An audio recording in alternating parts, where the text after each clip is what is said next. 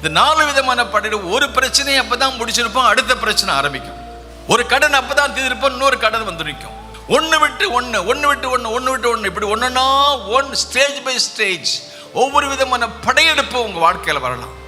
ஆகார விஷயத்தில் வரலாம், ஆரோக்கிய விஷயத்தில் வரலாம், பொருளாதாரத்தில் வரலாம், அல்லது ஆவிக்குரிய நிலைமையில வரலாம். 4 விதமான நிலைமையில படையெடுப்பு வந்து இந்த தேசத்தையே நாசமாக்கி போயிட்டு, அந்த சூழ்நிலை ஜனங்கள் கண்ணீரோடு உட்கார்ந்து இருக்கும் போது தான் கர்த்தருடைய வார்த்தை, தேசமே தேசமே பயப்படாதே, மகிழ்ந்து மகிழ்ச்சியா இருக்கிற சூழ்நிலை இல்லையே, ஆனாலும் கர்த்தருடைய வார்த்தை சொல்லி சந்தோஷமா இருன்றார். சந்தோஷப்படக்கூடிய சூழ்நிலை இல்லை, ஆனாலும் சந்தோஷமா இருக்கும்படி கர்த்தர் சொல்றார், தேசமே தேசமே பயப்படாதே, நீ மகிழ்ந்து கழுகூறு. நான் இப்போ உள்ள சூழ்நிலையை பார்க்காத, நான் இனிமே நம்ம வாழ்க்கையில பெரிய காரியங்களை செய்ய போறேன்.